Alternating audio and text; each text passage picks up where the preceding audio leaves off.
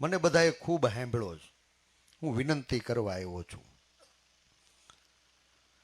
આ પૂજા કાકાએ શરૂઆત કરીને કીધું કે પેલા કોંગ્રેસમાં ખૂબ કકળાટ થતો. આ બધોય કકળાટ આ વખત કમલમે ગયો અને કોંગ્રેસ ટનાટન આગળ વધી રહી છે. ત્યારે એ ટનાટન આગળ વધતી કોંગ્રેસમાં અમરેલી એન્જિન બને ને એની જવાબદારી તમારા શિરે મૂકવા આવ્યો છું. જેની બેન ખૂબ નાની બેન 1989 સ્લીપ લખવા આવ્યો, સ્લીપ થઈ ગયો અને એક મધ્યમ વર્ગીય ખેડૂત પરિવારનો દીકરો અમારો અમરેલી કોંગ્રેસ પરિવાર પ્રદેશના મોભીઓ અને રાષ્ટ્રીય નેતૃત્વએ ખૂબ આશીર્વાદ આપ્યા, વણ માગ્યું, બધું દીધું. દેશ અને પ્રદેશમાં એક ખેડૂતના દીકરાની ઓળખ ઊભી થઈને તો એનો પાયાના પથ્થર તમે છો. તમને વંદન કરીને જવાબદારી તમારા શિરે મૂકવા આવ્યો છું. હું ગઈકાલે જેની બેન રાતે લગભગ એનો પ્રચાર કરતો હતો. ઓટલા પરિષદમાં રાતે 1:30 વાગે ગોલા ખાતા ખાતા 5-25 મિત્રોને બોલાવીને જવાબદારી હોપતો હતો ને મારા ઉમેદવારનો ફોન આવ્યો કે ભાઈ ક્યાં? મેં કીધું તમે આદેશ કરો ન્યા. સ્કૂટર લઈને ગયો અને કાલ સાંજે જ મેં કીધું કે જેની બેન અમે ખૂબ સંઘર્ષ કરવાનો થયો. જનરેશનની લડાઈ હતી અને જનરેશનની લડાઈમાં આ ચંદ્રિકાબેન ને પૂજા કાકા ને સિદ્ધાર્થભાઈ ને બાલુ દાદા ને બધાય સાક્ષી છે. ક્યારેક મને સમજાવે ને ક્યારેક તમારા પપ્પાને સમજાવે ને હું એની ટિકિટ કાપવા માટે મથતો હોય ને એ મારી ટિકિટ કાપવા માટે મથતા હોય. સાક્ષી છો ને બધાય? આ 20 વર્ષ સુધી એક બધાની ટિકિટ કાપવા માટે લડ્યા. આ વખત ચંદ્રિકાબેન દાંત કાઢોમાં હું સફળ થયો. તમારા બધાના આશીર્વાદ થયા. વીરજીભાઈની ટિકિટ કાપી નાખી. બેન જેની તને અમે જંગે ચડાવી, પણ તારા પપ્પાને મેં સામેથી હવાલો દીધો તો મારી ટિકિટ કાપો. એ આ વખતે નિષ્ફળ ગયા.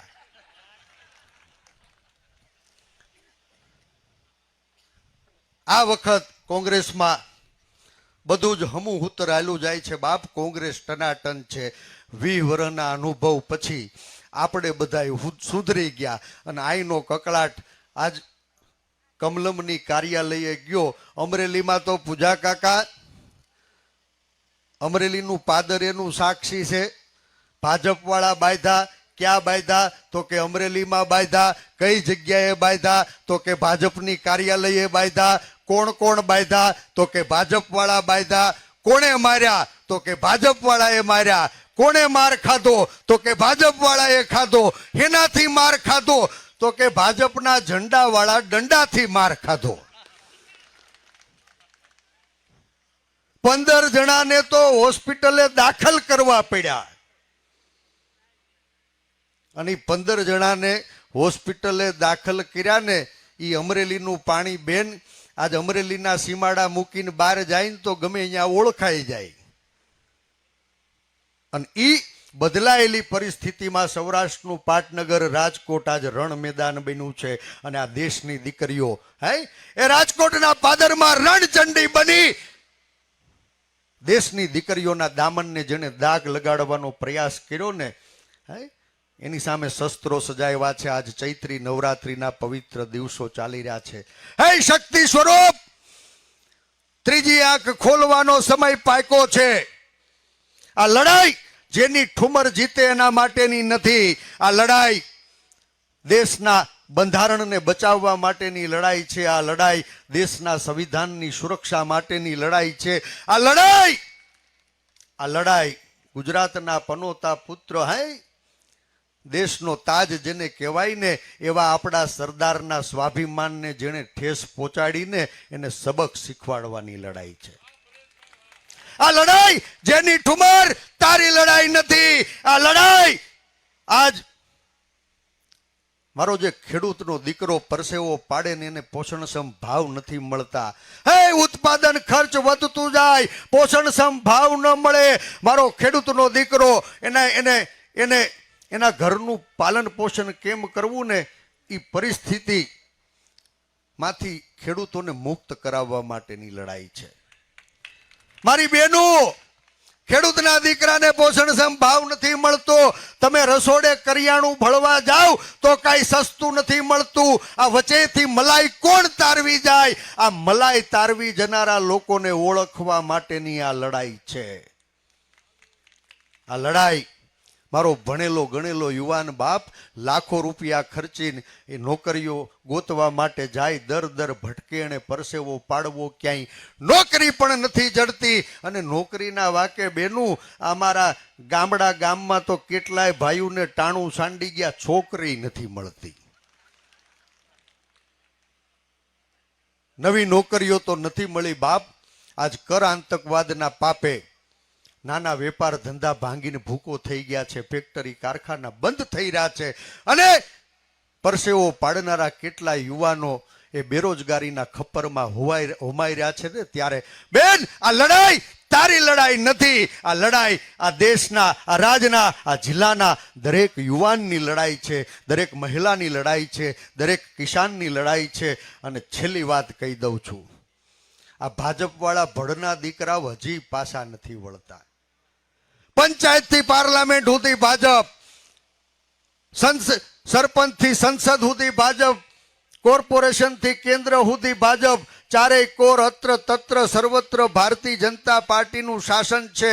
લોકોની અપેક્ષાઓનું કેન્દ્ર બિંદુ આજે ભાજપની સરકાર બની છે. ને બાપ, વિકાસના સપના દેખાડ્યા અને બીજી બાજુ આ દેશના 80 કરોડ લોકો એના પેટનો ખાડો પૂરવા માટે બાપ સરકારની દુકાને મફત રાશનની ભીખ માંગવી પડે ને, ત્યારે મારું તમારું માથું શરમથી ઝૂકી જાય છે. લોકોએ પરસેવો પાડીને મહેનતનું ખાવું છે બાપ. એને સરકારી રાશનની દુકાને પેટનો ખાડો પૂરવા માટે મફતનું રાશન લેવા લાઈનમાં ઊભું ન રહેવું પડે. અને આ 80 કરોડ લોકોએ જો પેટનો ખાડો પૂરવા માટે સરકારની પાસે ભીખ માંગવી પડે ને, તો દાંત છે એવી ભારતીય જનતા પાર્ટીની સરકારને.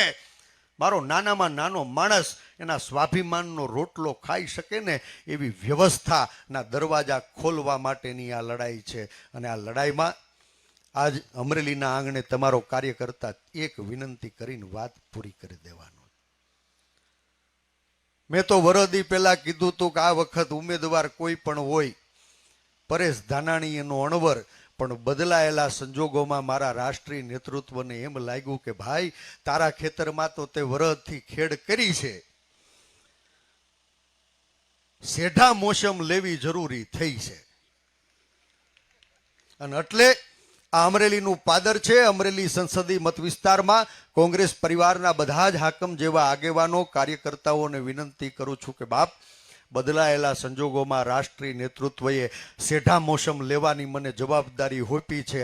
આ હરું ભર્યું ખેતર છે ને, એની ખેડ કરવાની જવાબદારી તમારા સિરે મૂકું છું બાપ. આયા જિલ્લા કોંગ્રેસ પરિવાર માનની પ્રતાપભાઈ દુધાત અને બધાય હાકમ જેવા આગેવાનો તાલુકા વાઇઝ જવાબદારીઓ વેચી લેજો.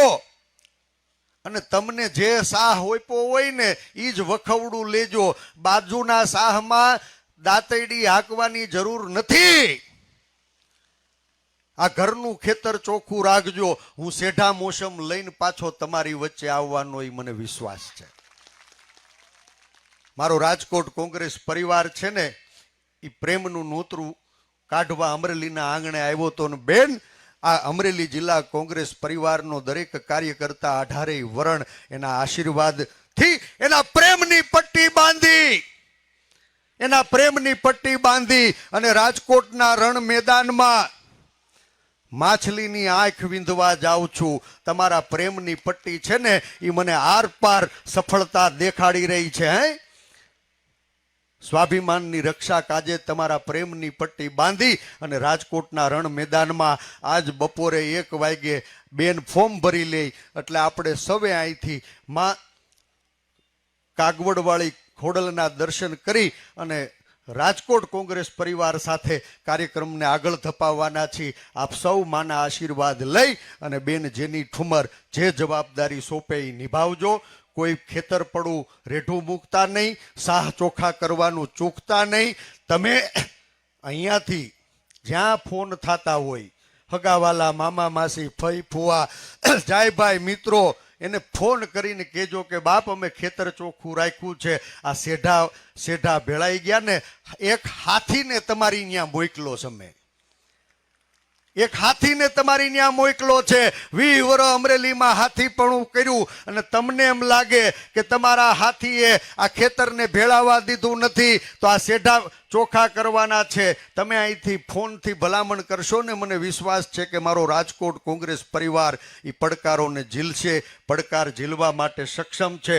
માં ભવાની, માં દુર્ગા આ ચૈત્રી નવરાત્રિના શુભ દિવસોની અંદર બેન જેની તને ભવ્ય જંગી બહુમતીથી જીતાડે એવી માના ચરણોમાં પ્રાર્થના કરું છું. તને હૃદયથી શુભેચ્છા આપું છું.